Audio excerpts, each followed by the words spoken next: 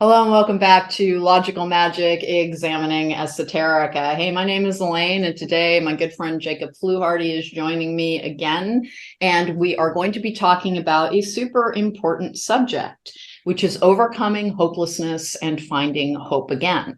One of the struggles of the modern world, particularly post-COVID, where we all experienced an event together where essentially we were all like, doing the things, trudge, trudge, trudge, hi ho, and suddenly away the world went, and everything that we understood about our place in it was challenged as our routines were upended. And a lot of people in the aftermath have struggled with social connection, they have struggled with hopelessness, and they have struggled with despair.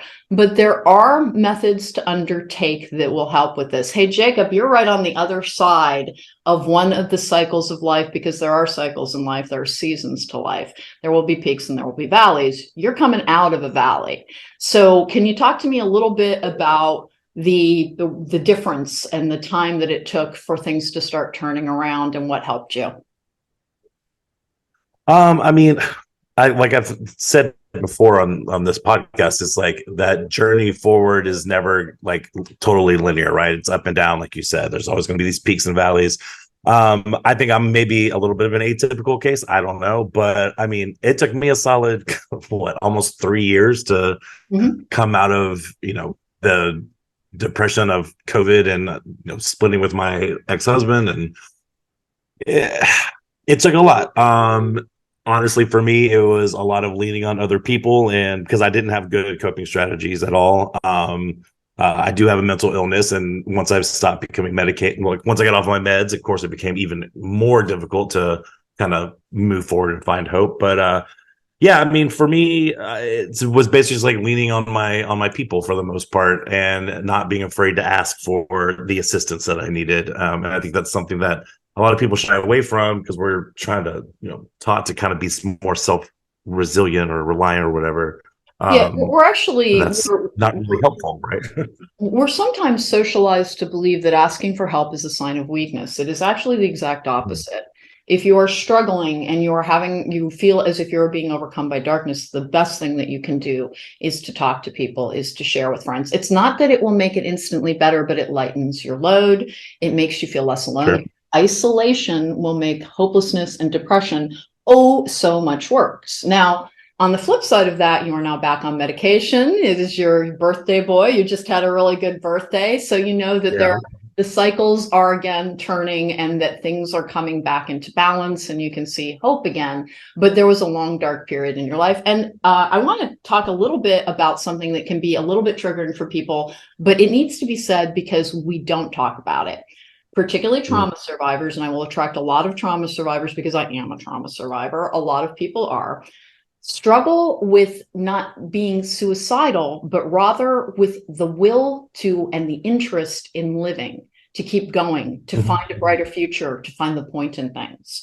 And it is a state of being that is not destructive, but it's difficult to get through. It's like trying to swim through molasses, basically, in terms of what kind of progress you're making. And part of the reason I wanted to do this super weighty topic was on TikTok, which, by the way, I'm watching the chicken wars on TikTok. And if you need a pick-me-up, I love it. Aren't those wonderful? I love the imagination and the creativity that goes into people across the globe entering into this. And it's a cute thing. It's not a violent thing. It is people being goofy with chickens, and it is delightful, and it will make you feel so connected to the rest of the world. I did a podcast on social connection as an introvert. It can also serve for people trying to get reconnected after a period of feeling disconnected. So please check that one out. That's the one with Angela Mitchell, and it will have a lot of actionable advice, but I don't want to go over the same ground over and over again. Please check that out for ways to start reconnecting so that you don't feel so isolated, because the absolute worst thing for hopelessness is isolation.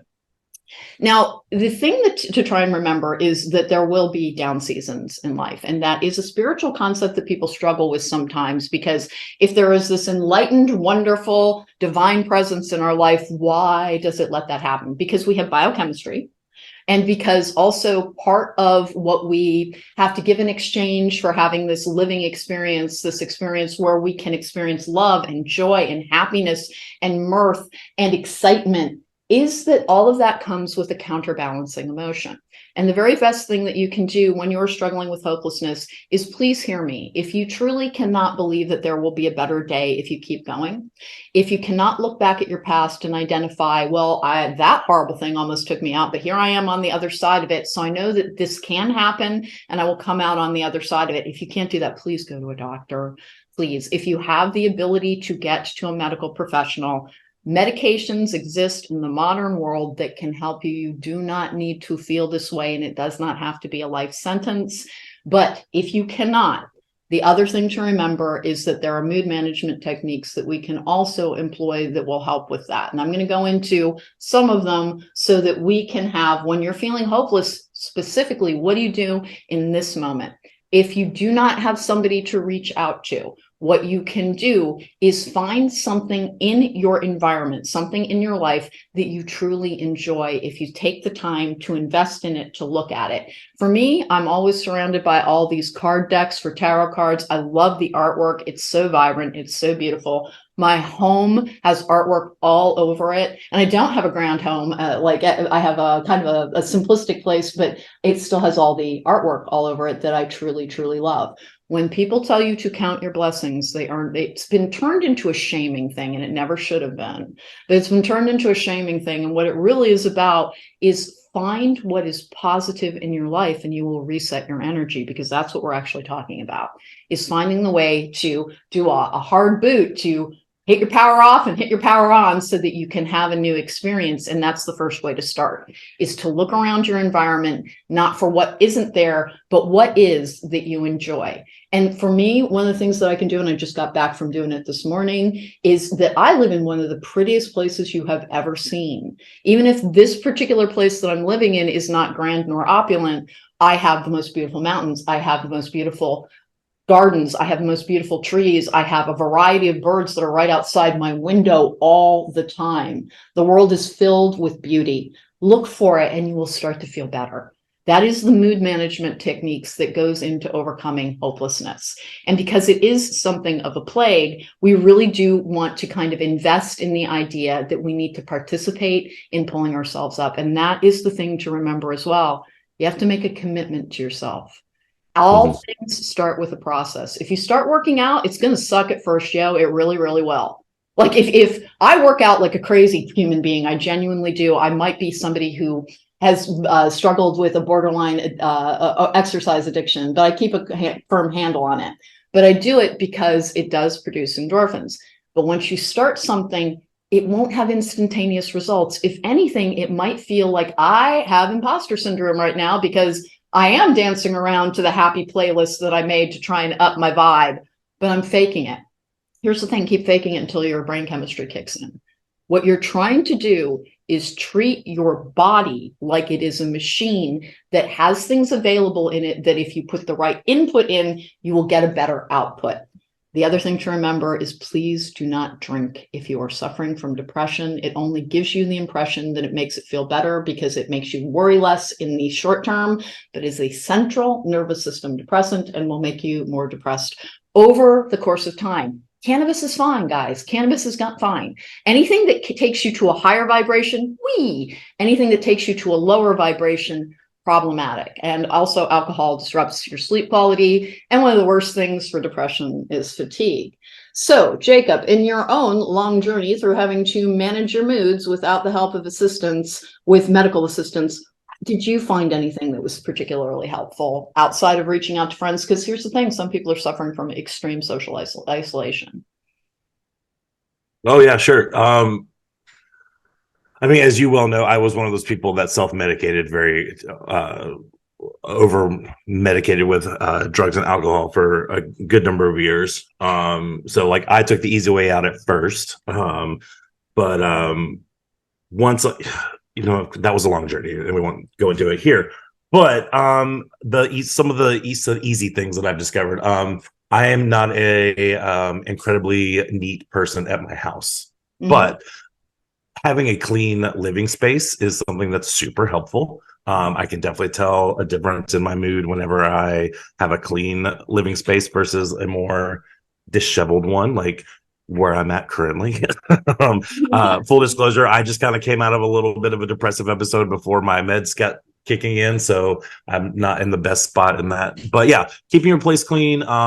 We've talked about doing the positive affirmations. You feel like a dingus when you do them, but like looking at yourself in the mirror, telling yourself these positive things, like it sounds so silly and I hate doing it. I honestly do, but I can't argue with the results that, like you just said, you put that input in, you get the output that you're looking for. It may take, some trial and error and some time, but that really is helpful.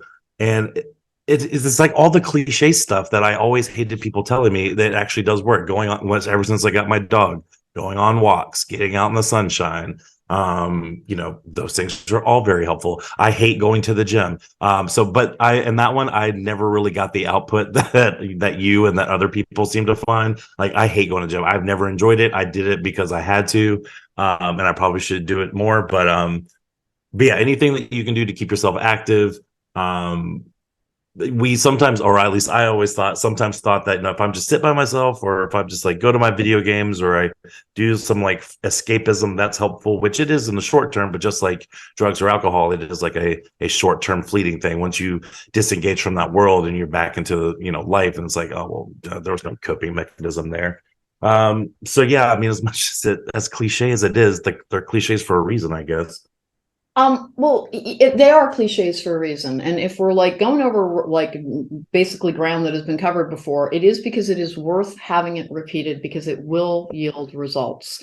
But you have to make a commitment to yourself in order to do that. And so many people I know are looking for love. They're looking for love. Let a person come along and change this entire situation, bring me love, and I will feel better. Of course you will. But that's the thing. It's a short-term remedy, and it doesn't solve the underlying issue.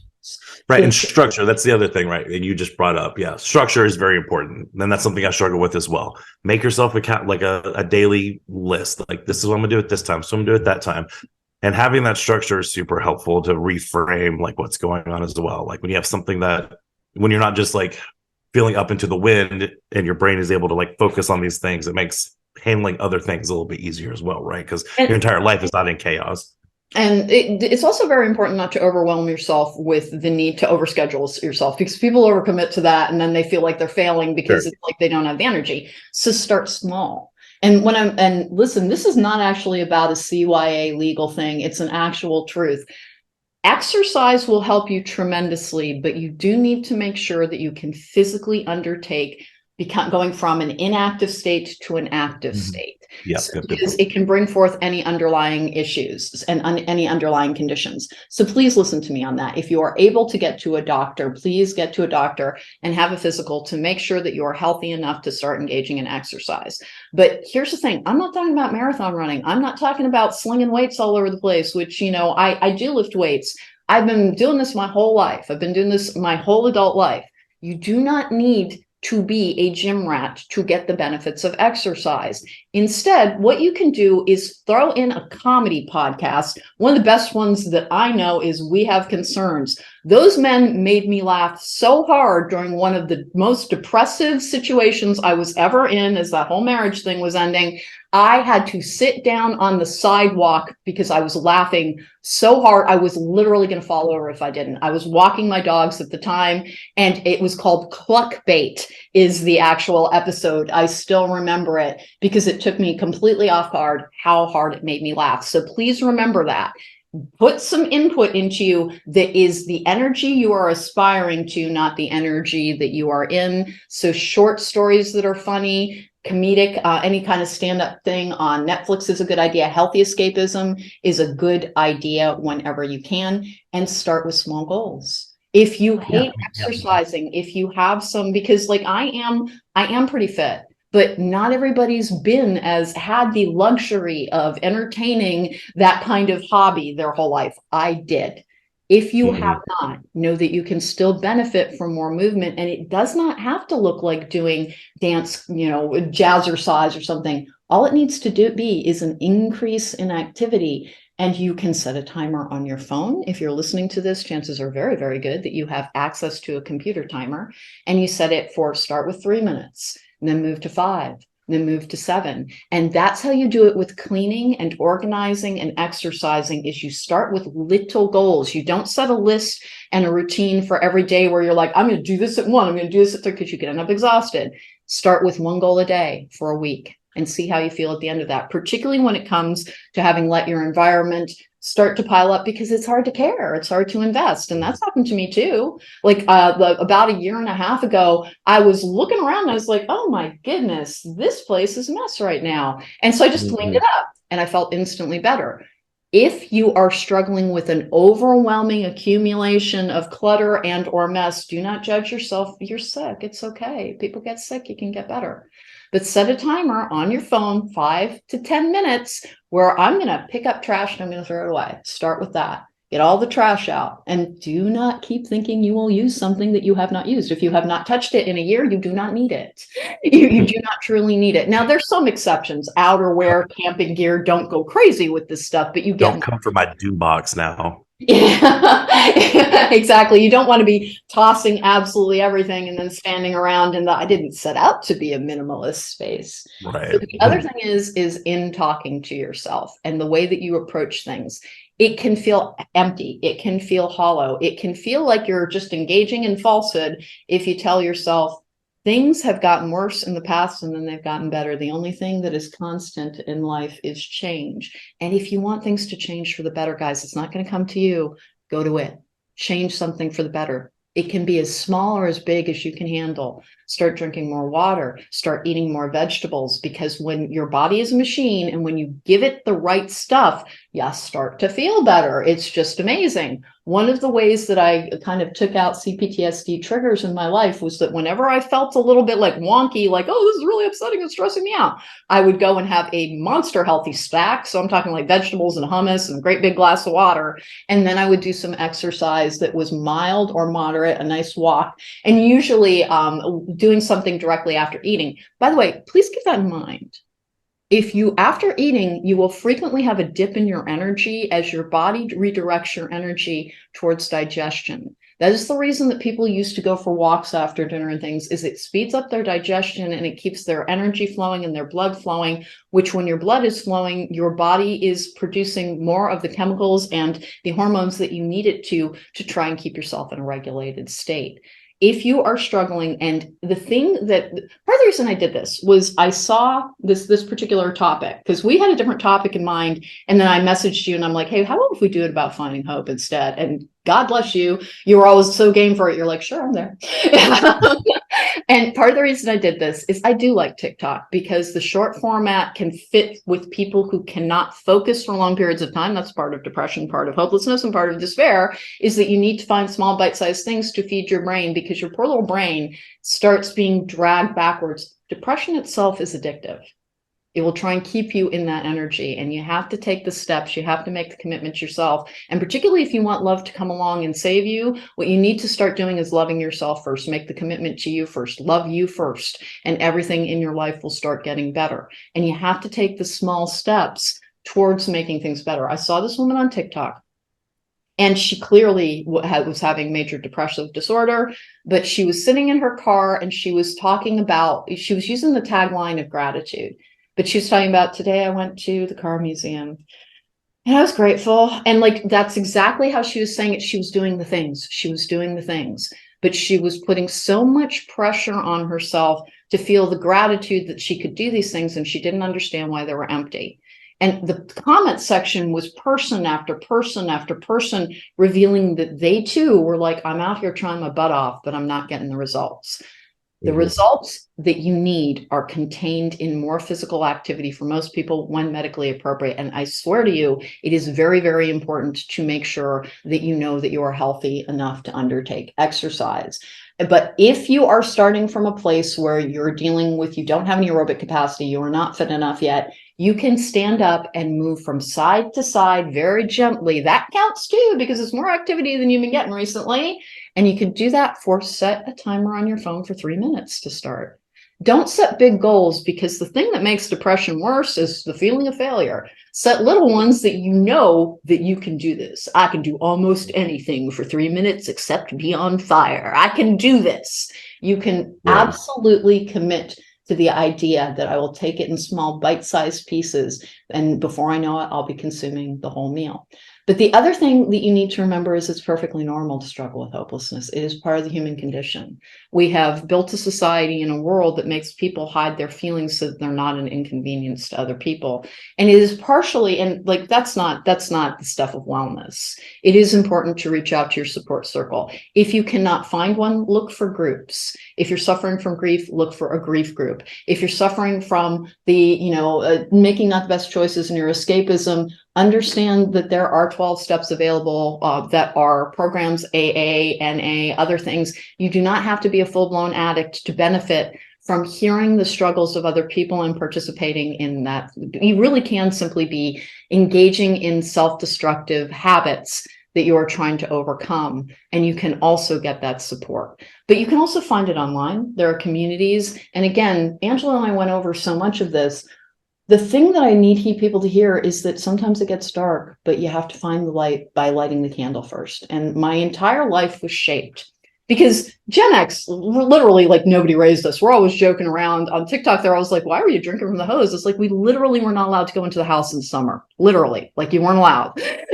So a lot of Gen Xers have a lot of trauma because they were under supervised and a lot of weird stuff happened to them. So I have this in common with my generation. I just have it at a very pitched level. But one of the things that shaped my life and gave me the means for coming out of that pit that we all fall into sometimes is a book I read called Follow the Leader. And in it was a quote, "It is better to light a single candle than to sit and curse the dark." Now, the real quote is, "It is better to light a single candle than to sit and curse the darkness." But I grew up believing the quote was, "It is better to light a single candle than to sit and curse the dark." That is the truth. Light your single candle.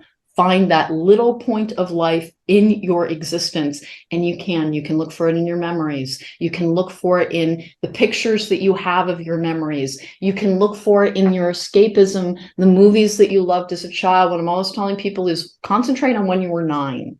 That contains the building blocks of what you should be doing as an adult for your healthy escapism. And to this day, I do it myself. I taught myself how to cook. By the way, I had Fannie Farmer cookbook, which I'm not even sure they exist any longer, but my grandmother had it, and so it was in the house with me. And I would go, and I was a completely under-supervised child, so I would go into the kitchen, and we didn't have a lot of ingredients, so I was always getting like really like, well, maybe I could swap this in, and it hardly ever worked, by the way, but maybe I can swap this in. I would experiment in the kitchen and cook. I still do that to this day.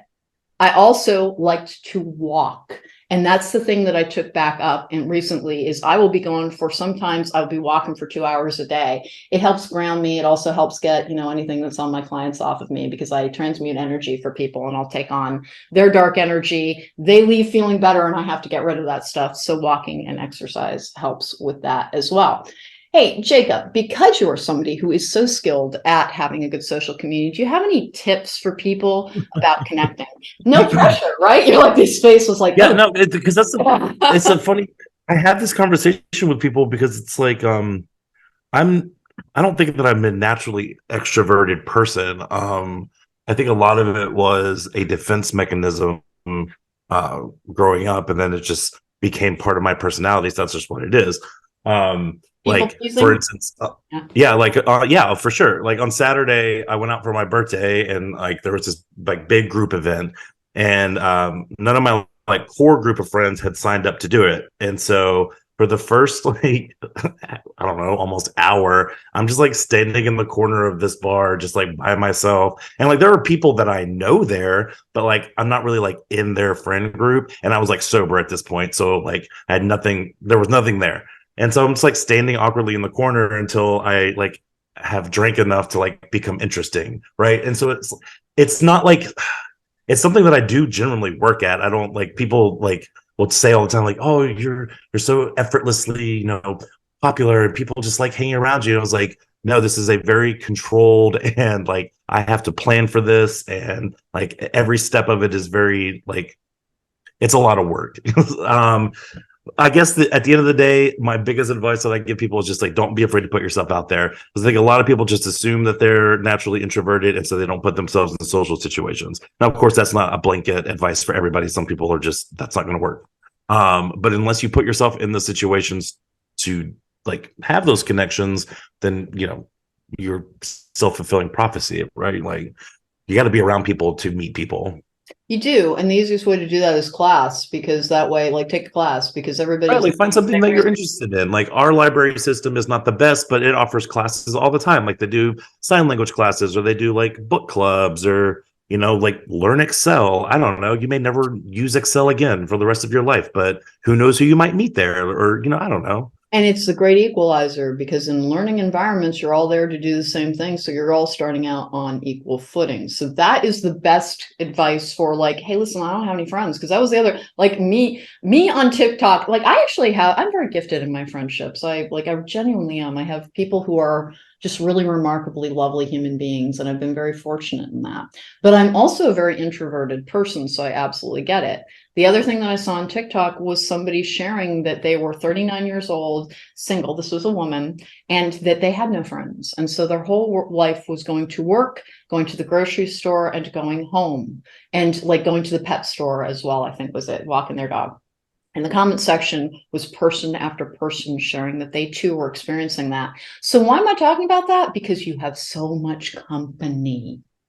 If you think you are alone in this world, understand that if you look around a crowded room, at least 10 people are experiencing the exact same feeling of isolation. It's the great lie of depression and how we've been socially conditioned to like believe it, right? Like we all have to pretend like it's not happening. But it's like I noticed because of TikTok, I think I've noticed a lot more people are like sharing those little quirks, right? Like yesterday I saw one was like, anyone else get really excited when they read a book and realize that they've scanned over an entire paragraph and have no idea what they just read, so they have to go back and reread it. And I was like, oh my God, I do that too. I thought I was the only one. And I was like, how many other things are there in your life where you think that you were the only one who does that? And then you get on the internet and you realize that there are like millions of people who share the exact same experience, right? Like I don't know. That's the other thing that I find is like, just I'm a really open person, and I found that that is a really easy way to connect. It's scary as all get out, don't get me wrong, but you're going to find that you connect with people in these weird, not weird, but these little idiosyncrasies that we all think that we are, that are ours alone, but they're not. And until you talk about them, then like you're not going to know who else you share those experiences with, and then great friendships can bloom from that. Exactly. And then the other thing to remember is that meetups still exists. So you can actually start putting out the feelers for groups of people. If you freaking love the mystery game Clue, start reaching out. You can start playing in a public place so that you're not inviting strangers into your home, by the way. You do not have to, you can meet people on safe terms. And if you're like, hey, that is a lot more energy than I personally have, then start with the activity, with the cleaning up, with the mood management through input of what you want to go towards. And you talked a little bit about the unhealthy escapism that a lot of people have been prone to. In my past, I have as well. It's something that I've pretty much overcome. The last one that I had to overcome, I recently did, which was sugar. And it was never anywhere near as bad as like I know some people have, but I was aware that it's like, this is an inflammatory agent. It's not a really good thing to have. And so I just started buying tons of fruit and just like didn't, and the only type of candy I've been eating is chocolate chips, which is like, it's cracking me up when I like have this little like, quarter cup of chocolate chips. I'm like, there's my chocolate portion. But it really does actually make you feel much better when you start to have control over your behaviors as well, because you feel like you're managing something. And that's one of the things that sparks a feeling of hopelessness or despair, is when you don't feel like you have control over everything and life is happening to you rather than you making anything happen. And we can all be in cycles like that, but please remember that you always have control over your interior mind, and that if you feel left out, lots and lots of people do, and that the onus is on you to try and find the path forward to find that connection. And somebody has to do it. Somebody has to step forward. If you're really in a lonely place, then go first towards online connection, because there's an on and off button there, but it will start bringing you out of your shell. And also, quite simply, be as kind to yourself and others as you can, because kindness is the most hopeful thing that there is. If you approach everyone you meet kindly, then they almost always will meet you with that exact same energy. And that will be the energy that you experience as you walk through the world. And that will help tremendously as well. One of my favorite poems is by Emily Dickinson, and it is, "Hope is a thing with feathers that perches in the soul, that sings the tune without the words and never stops at all." And that is what hope is. Hope is, when we're trying to talk about how do you overcome hopelessness, how do you get hope back? Because hope for the future in a world that is so conflicted can be so very difficult. First of all, you need to redefine how you're thinking of the concept of hope. It is not in, I will meet the person of my dreams, I will have the house of my dreams, I will have the career of my dreams, but rather that if I make the here and the now better, I will find the ways to make the future better. Hope is not in one single thing. It is in the attitude, not for the future, but in the present. Your ability to hope is not about what's coming out there. It's what's happening in the here and the now, and what you're doing with the here and the now. And here's the thing, when people are really depressed, even hearing something like that can fully overwhelm them, because they're like, I can't. Start telling yourself, I can, on something small. Set those little goals. One of the things, another friend of mine also had to overcome agoraphobia. We did not know each other at the time that happened, but she overcame it in the exact same way that I did. I set small goals. Today, I'm going around the block. Tomorrow, I'm going to the grocery store. I'm going to drive to the, honest to goodness, I just kept expanding the perimeters around where I would go. And before I knew it, like, I was all over the place. And now I do not have agoraphobia at all, because I am more likely to walk out into the world to find interaction. That's the other thing to remember, guys. If you're feeling isolated, go to a park, go to a mall, go to a place where there are people, and don't concentrate on everybody else's with somebody. Listen to the laughter, listen to the conversation, listen to the fact that life continues to go on, and people find merriment and connection and love and happiness, even in a world that is sometimes challenging. The fact of the matter is, we are never going to live in some paradise while we are here on earth. We simply will not, because people make poor choices. It is not actually the fault of the divine that the world sucks sometimes. We made the world with our choices and what we have valued and what we have decided we will concentrate our energy on as human beings. And it has a lot to do with gain and greed and capitalism. And hey, I love my stuff, but honest to goodness, it loses its value because it does not contain connection. And if you really do not like to be around other people, because there are people who are neurodivergent, who being around another person is just hideous. They do not feel like they fit in because their brain works differently. Find an interest that involves things that are growing or alive, and it will also do the same thing. As I was talking about, now I live in Southern California, so the winters here have their own forms of life. But there's always some form of life that you can be connected in and interested in. Watch documentaries to try and spark your interest in things. And do not watch the news. Don't. You can't do anything about it. Vote if you want to participate in a process, but please stop spending your energy on something you have no power over. Turn it towards something you have power over. You have no power over what is going on in perhaps Ukraine or Russia right now, but you know what you have power over? What you will do with your day. Every single day, choose hope, choose to be brave. Tell yourself, all I have to be is brave. I'm good at that. I can do that. Just tell yourself, I'm brave. Tell yourself, I'm brave, I can do this. I can keep going. I will find the way. And if you need to, speak to yourself in front of a mirror in new statements. That affirmations that does feel awkward as ass while you're doing it, but it makes a giant difference over the course of time. It accumulates. And by the way, even if you feel absurd while you're doing something, at least that's better than feeling sad. So give it a shot. Try. Go forward. If you want things to change for the better, change something, anything. It doesn't even matter if it's wearing magenta socks, because it will cheer you up. Change something for the better.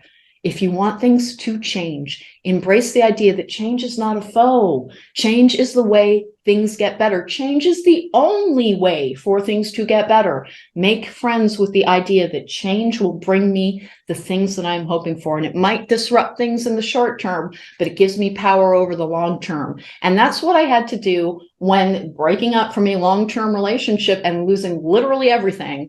I had to tell myself that it was better to lose everything that was built on the faulty foundation and to have less as I began to build my own firm foundation over which I had control, where my energy would make the difference, and no, frankly, man could ever screw it up again. Now, I'm not blaming anything on the men of the world. Please don't take it that way. What happened there was I found my ability to be empowered, even if it meant having less. If it was mine, it was better to have less than to have it be under the control of another person. Please look at your life and examine the ways in which, if you have invested in the wrong things, what can you change so that you can invest in something that will give you more fulfillment? And please, please, please consider volunteering. It gives you perspective on what your life is like compared to other people. When I get down, because I can get down, everybody can get down, I listen to people with a lot of problems, and it can become really, really overwhelming, and I'm glad to do it, but I have to do a reset on how I'm looking at things. I remember the fact that even if I'm living in, like, I don't have a dishwasher, I don't have air conditioning, frankly, like, people probably shouldn't shower in my shower because it does not look great. It's a little bit of a rundown place, but it was the only place I could find that would take my dogs. And so this is where I live while I have my dogs, and it is worth it to do so. But it does mean that my environment can get to me a little bit. So I have to take the steps to find the ways to compare the life that I have and find the value in it. And for me, it is always looking around at, there are so many unhoused people in the Los Angeles and Southern California area. I am so fortunate. I am so blessed. That is what they say when count your blessings. Remember, everything changes when you change your perspective on what you're living. If you change the way you're looking at a situation, you are immediately taking more control of the situation. And if all of this sounds so overwhelming and I simply can't, then understand that is one of the biggest flags around you need to seek out medication. And there will never be any stigma nor any shame in it. Nobody would ever think that it was a sign of weakness to take a blood pressure medication. But for some reason, if it involves your brain chemistry, people get funky about it, and they should not. Because your body is a great big machine. And just like your heart can start pounding, your arteries can harden, your brain can stop being in balance, and you have to take medical steps to get it back in. So please, please hear me. We live in an age where they are making them more and more nuanced. Please consider meds, and do not think that it is in any way saying I am broken forever, but rather I admit that I need help, and we will all need help sometimes. But talk to yourself about what the future looks like in good ways. Everything could get better tomorrow. Just like everything changed for the worse one day in 2020, there can be a day in your life where everything will begin to change for the better. And it might be a big thing, or it might be the thing that you don't even spot, and it might have already happened. It might be the thing that you're looking back and saying, holy crap, that was the moment where everything started to change. It is absolutely within the realm of the possible and even into the realm of the probable. Do not think that because everything that you want is not with you right now, that you will never have anything that you want. And if you cannot find hope, try to inspire it in other people, because you will live in the energy that you are putting out. And that's the role of volunteering as well. Hey, Jacob, when you're feeling super sad about the future, what helps you? God, you're asking a millennial about worrying about the future. I know. The big joke on TikTok right now is just like, we just don't care anymore. I know you're all drinking. Yeah, exactly. Honestly, after COVID, especially, I've stopped thinking too far into the future. That is wise. That's just kind of all that matters is today. That's kind of how I've kind of gone with it. Like, I try not to plan more than a year out at this point, and even that's kind of pushing it for me.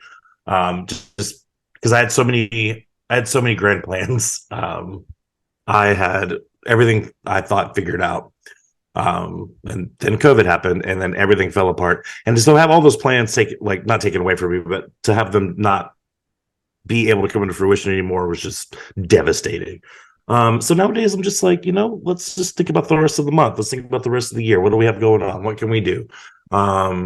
Set small, attainable, short-term goals. And that just has been working for me thus far. So it's just kind of what I'm going with right now. Just small, attainable, short-term goals. That And is so maybe I'll true. graduate from that, as things get better. But for right now, that's just still where I'm at. No, that is sage advice. And by the way, one of the wisest things in there is stop worrying so much about the future. Change the here and the now, and everything changes, including your view of the future. So that is the place. Yeah, I've been trying to tackle with this idea of impermanence along with all of this. And so that kind of has been helping me as well. It's just realizing that, tomorrow, as cliche as this is, and I hate to say it, but tomorrow's not promised to anybody, which, I I know what you mean. It it's feels true. right, but it's And so true, it's but it it also does feel feels like trite. psychic. But I mean, it's true. It happens. You see it every day, and I'm sure we've all been impacted by that kind of sudden death in the family or friend or whatever. And unfortunately, I've been presented with that numerous times, and it's just at a certain point, I just had to start thinking about that and just being like, okay, well, let's make ourselves happy in the now and be present in the moment. And because we lose so much of current joy by worrying about future things that may or may not come to pass, right? And so it's just why rob yourself of the moment for something that may not even be worth worrying about? And this is true. Don't invest more in a point in the future than you do in the here and the now. And that is the easiest way to start overcoming the crushing sadness that can come with the nothing will ever change feeling that goes along with depression. You don't need to guarantee a beautiful and bright future to have everything change. You just have to change what you're doing in the moment so that you can have a better result within that moment. Everything starts with the catalyst of something, and you can be your own catalyst. You can be your own agent of change. You can be the person who decides from this point in time, from this point in place, from this vantage point, I'm going to change the way I'm looking at things so that I can gain a different perspective, so that I can feel better and I can do better within this time and this place. And that's all I need for right now. I don't need to know what's going to happen next year. I don't need to know what's going to happen 2 years from now. What I need to know is how do I take care of me from moment to moment to moment so that I get my best output, I get my best results, and I get my best feelings as often as I can. And do not resent your negative emotions. They're there to help you process. They're there to help you heal. And let's talk a little bit about that as well, because despair and hopelessness heal. Even though it's difficult, even though it's just like working out where you're going to be so damn sore after the first couple of workouts that you're like, who would ever do this? Are they a bunch of lunatics? They're masochists. Who knew? You will adjust to it and you will start to feel better. But the initial, breaking of that wax seal on all of the things that you're trying to unpack may in fact be unpleasant. Invest in the idea that all things will pass if you allow them to, and do everything that you can in the moment. One of the things that I do is I have a playlist in which, honest to goodness, it starts with Safety Dance, by the way, which is a goofy old song that is from my youth that reminds me of going to clubs with my friends when I was really young. And that will pick me up. It'll remind me of happy things. I will dance around. I'm not a good dancer, but I've always done all kinds of exercise. So half the time I'm in there doing all kinds of kickboxing moves in order to honest to goodness, it works. No, I believe you. For all my millennials out there are many millennial playlists on Spotify right now that will play all of your favorite hits from the early 2000s, and it is amazing how it will make you feel better, because it just transports you back, right? I think you and I talk about this a lot about just remembering, put yourself in the mindset of your 10-year-old self or whatever. Well, sometimes putting myself in the mindset of my 20-year-old self is super helpful, because those are the best years of my life, right? So yeah, no, I totally get it. The other thing is to go back and again, look at the points in your childhood where you had heroes, the people that you admired. What did you admire in them? I was doing this exercise the other day because someone was trying to work things out for clients to try and help them with things, trying to identify who my first heroes were. And one of them was Harriet Tubman, because I thought she was just the most incredibly courageous soul that ever lived. She'd escaped slavery, and then she was integral in the Underground Railroad, leading former slaves to freedom and risking herself over and over again, along with all of the people in that Underground Railroad system, trying to make sure that people could achieve freedom. And as a child, that is the first person that I remember thinking, Holy moly, what a brave, brave, brave, brave person. Because I wrote a biography on her when I think I was 8 or 9. Please remember, my crazy, crazy father was actually a really, really good history teacher. And so I was exposed to history constantly. And so I got a lot of views into people who truly had sacrificed and had been admirable. And those were the people I wished to be like. Look to your heroes from your youth to try and find out what you're trying to embody in the here and the now. And whatever it might be, if it was bravery, then make yourself do something that you're a little bit afraid of. And that's what bravery is, guys. It is not jumping out of a freaking airplane. It is doing something that is intimidating, but making yourself get through it. And then you feel taller and stronger and better and happier and more hopeful in the aftermath. Have small situations that stress you out, that you know that there's an exit strategy on, that you can set goals where failure is not likely. And even if it happens, there are a few stakes. Whenever I'm interviewing somebody for the podcast, and by the way, I have a bunch of guests coming up, but whenever I'm interviewing people for the podcast and they're nervous about it, I try to let them know, hey, remember, there are no stakes here. If we don't like this, this is not live. I can dump the recording. You cannot make it, and I know how to edit. You cannot make a mistake so large that you need to sweat a darn thing here. Remember that.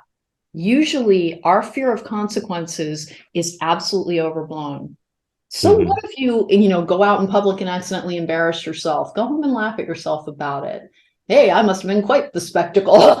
Like, honest to goodness, I have a really good habit of being able to laugh at the ways in which I'm absurd. Find the ways in which it's not mocking yourself. It is allowing yourself to appreciate the humanity within. Find the things you like about yourself. There are so many likable things. Make a list. That's another way to start pulling yourself up out of that darn well, is make a list of the things, even if it's memories, even if it's something that happened 25 years ago. Remember the moments in which you were the person that you truly aspire to be, and that will inspire hope. You don't need to look to outward heroes if you can find the hero within. Try to remember that real hope takes courage, because hope is a courageous feeling in a world that is always daunting. Keep telling yourself, I'm a warrior, I'm courageous, and I can be brave, and I will be brave. And you will feel instantly braver. The way you talk to yourself will always matter. Speak to yourself as if you are on your own team, and you will get so much better results if you do so. You will be able to find the best version of you if you take a flashlight and you go looking, and you don't give up on yourself. Don't give up on yourself. You can do this. Do not give up on yourself. There is a way for you to find a better path of more light and more love and more happiness. And it starts with the decisions you make in the here and the now, in this very moment. Decide that you're going to be brave. Decide that you're going to find something to hope about. And that's what it takes, is the decision. We make it so very, very complicated. And absolutely everything starts with a decision. Make the decision and take the steps. And that's how you start going from despair to hopefulness and hope and glory and happiness and connection. And will it happen instantaneously? No, it will not. But you will feel better in the moment that you commit to yourself. You will feel better in the moment that you commit to the change that you need, that you know that you need. You do. If you do not feel good right now, if you feel sad, if you feel depressed, if you feel anxious, what you need is a change. Go towards it. And it might not fix everything, but it will start that energetic domino effect where things begin to happen with the flap of a butterfly's wings. Be your own butterfly, transform your own life. And that sounds really simplistic, but it starts with one decision. Hey, Jacob, anything to add? No, I mean, it's a really good way to look at it. I mean, for me, I always talk about how, I'd never have the motivation to do things, right? But the fallacy is that people think that they need motivation to spur an action, but it's the other way around. Like, all the studies that we see show that action spurs motivation. So honestly, as much as it sucks, sometimes you need to cocoon for 3 days. Don't get me wrong, but sometimes all you have to do is get out of bed and do one thing, and then the rest of it just kind of snowballs from there. So honest to goodness, there is a very old Christmas special in which I think it's the Year Without Santa Claus, maybe.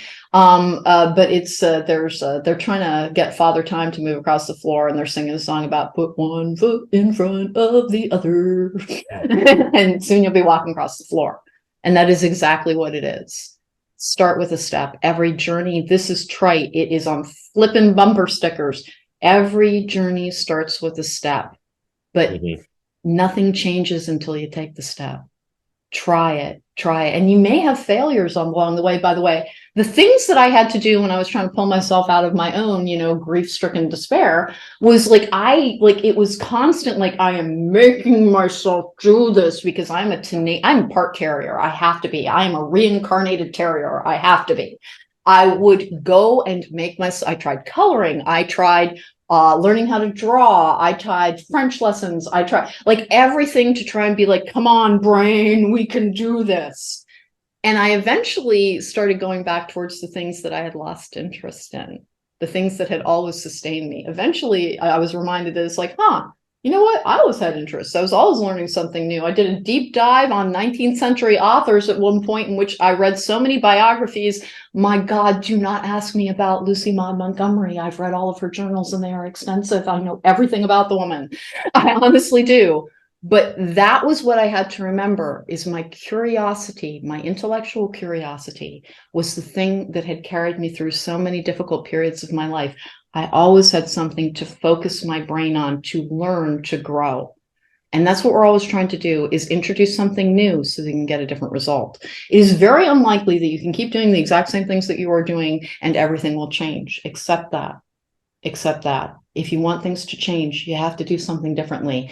And it can be anything at all. You can change the way you do your coffee. You can change where you go for breakfast. You can change the grocery store that you go to so that you're having a different experience, because that's what your brain is really craving, is something to come along and disrupt this sad, addictive, depressive pattern. Do one thing. Save yourself. You can. You 100% can take that one step, and then the next, and then the next, and then the next. And will it be easy? I would love to tell you that it would be easy and instantaneous, but what it does is it starts to get better. The darkness begins to lift and the light does begin to penetrate. And surround yourself with people that you vibe with. Don't go towards, if you have somebody in your life who's super cynical, maybe don't talk to them. Honest to goodness, I have no time for cynics in my life. It's go ahead, you steep in that, and and you've been doing it your whole life and it probably will not change. If you want things to change for the better, start believing that things can change for the better. And don't watch the news, but there are news stations, again on TikTok and a couple of other platforms, that only give the good news, that tell you about the environmentalists of this world who are learning to convert plastic into something that is usable, something that is biodegradable, something that is beneficial. There is always something going on in the background, people trying to address the overwhelming problems that we have. If you can't contribute to it, then don't pay attention to it right now. Just do the best that you can in this particular world. Be as kind to yourself as you can be, but be kind to others as well. And that is the energy that you will receive from them almost always. If you are kind to somebody, they will be kind in return. And immediately you've had a better interaction with another person, even if it's just being friendly to the clerk at CVS. That person has their own struggles. Every time you look around, know that you are not actually alone. Everyone is fighting their little private war, and you could be standing shoulder by somebody who is meant to be your best friend, but nobody's taken the steps towards doing something different to have a different result. We do have to take the steps in order to try. You have to try, because nobody actually will do it for you. But that is not to blame nor shame nor put too much burden on somebody who's I can barely work up the energy to shower.